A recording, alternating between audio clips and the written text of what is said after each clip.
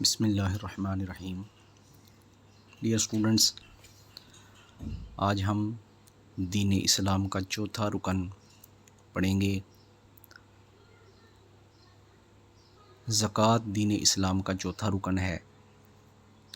پہلے ہم اس کی لغوی اصطلاحی تعریف سیکھیں گے، پھر اسی طرح اس کی ضرورت و اہمیت اور زکوٰۃ کا نصاب سیکھیں گے۔ تو زکوٰۃ در حقیقت عربی زبان ہی کا لفظ ہے، جس کا مطلب ہے پاک کر دینا، کسی چیز کا نشو و نما پانا، کسی چیز کو ترقی دینا یا کسی چیز کا بڑھنا، پھلنا، پھولنا۔ اسی طرح زکوٰۃ کی اصطلاحی تعریف یہ ہے، یعنی وہ مالی عبادت جو ہر عاقل، بالغ اور صاحب نصاب مسلمان پر سال میں ایک مرتبہ جس کا ادا کرنا لازم ہو، اس مال کو زکوٰۃ کہتے ہیں۔ تو صاحب نصاب پر زکوٰۃ لازم ہوتی ہے۔ اب صاحب نصاب کس کو کہتے ہیں؟ صاحب نصاب وہ شخص ہے کہ جس کے پاس 7.5 تولے سونا ہو، یا جس کے پاس 52.5 تولے چاندی ہو، یا جس کے پاس 7.5 تولے سونا کے برابر یا 52.5 تولے چاندی کے برابر مال موجود ہو اور اس پر سال گزر جائے، تو ایسے شخص کو صاحب نصاب کہتے ہیں اور ایسے شخص پر زکوٰۃ لازم ہوتی ہے۔ اب پہلے ہم زکوٰۃ کی ضرورت و اہمیت سمجھ لیتے ہیں، اس کے بعد زکوٰۃ کا نصاب تفصیلاً بیان کریں گے۔ تو اللہ تعالیٰ قرآن مجید میں ارشاد فرماتے ہیں، اقیموا الصلاۃ وآتوا الزکوٰۃ، نماز قائم کرو اور زکوٰۃ ادا کرو۔ تو جہاں مختلف مقامات پر نماز کا حکم آیا ہے، وہاں اللہ تعالیٰ نے زکوٰۃ کا بھی حکم دیا ہے۔ اس سے اس کی ضرورت و اہمیت واضح ہوتی ہے۔ اسی طرح اللہ تعالیٰ ایک مقام پر ارشاد فرماتے ہیں، ان تقرضوا اللہ قرضا حسنا یضاعفہ لکم ویغفر لکم واللہ شکور حلیم۔ اگر تم اللہ تعالیٰ کو قرض حسنہ دو گے تو وہ تمہارے لیے اس کو دگنا کر دے گا، ویغفر لکم اور تمہیں بخش دے گا، واللہ شکور حلیم، اللہ تعالیٰ بڑا قدردان اور تحمل والا ہے۔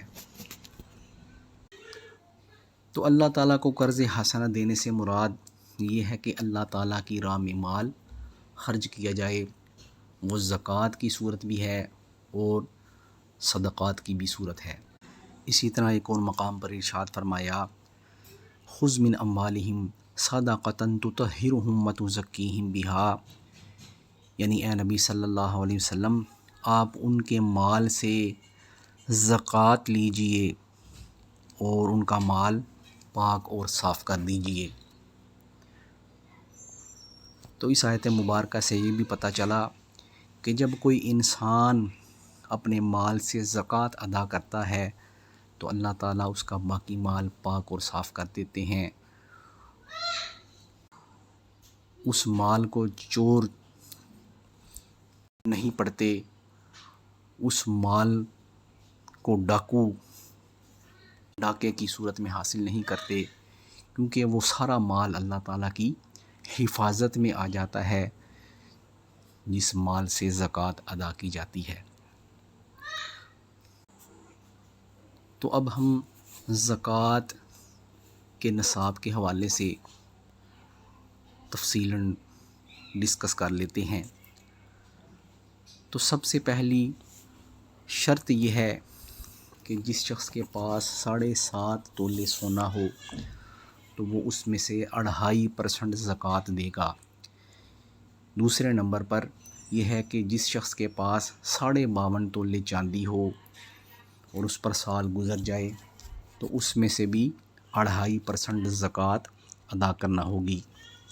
اسی طرح تیسری صورت یہ ہے کہ سونے اور چاندی میں سے کسی ایک کی مقدار کے برابر اس کے پاس رقم موجود ہو، یا اتنی رقم موجود ہو کہ سونے کا نصاب بن جائے یا وہ دونوں مل کر چاندی کا نصاب بن جائے، تو اس صورت میں بھی 2.5% زکوٰۃ ادا کرنا لازم ہوگی۔ اسی طرح اگر کسی کے پاس مال تجارت موجود ہے جو 7.5 تولے سونا کی قیمت کے برابر ہے یا 52.5 تولے چاندی کی قیمت کے برابر ہے اور اس پر سال گزر جاتا ہے تو اس پر بھی 2.5% زکوٰۃ لازم ہوگی۔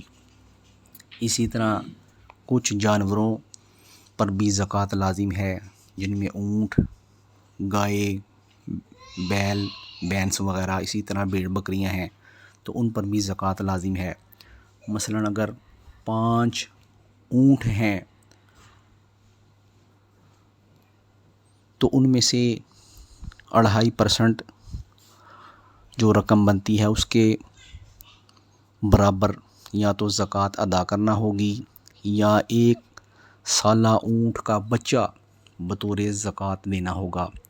اسی طرح گائے، بیل اور بھینس یہ ملا کر اگر 30 ہیں یا کوئی ایک 30 کی مقدار کو پہنچ جاتا ہے ان میں سے، تو ان کی جتنی رقم بنتی ہے 2.5% کے حساب سے زکوٰۃ ادا کرنا ہوگی، یا 1 سال کا بچڑا وہ بطور زکوٰۃ ادا کریں گے۔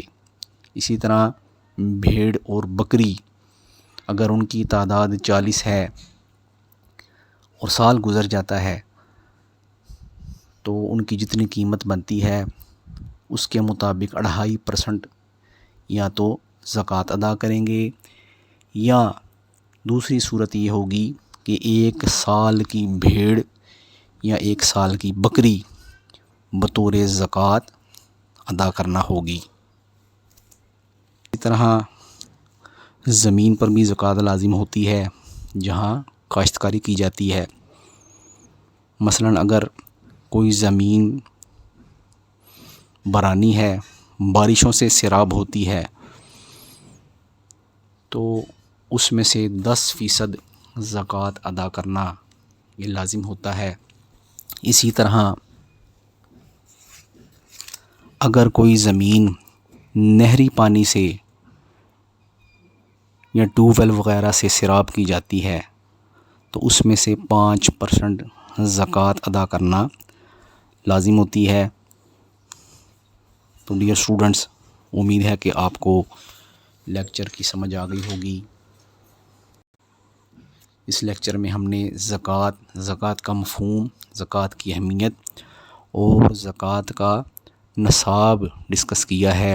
اللہ تبارک و تعالی سے دعا ہے کہ ہمیں اس پر عمل کرنے کی بھی توفیق عطا فرمائے۔ السلام علیکم ورحمۃ اللہ وبرکاتہ۔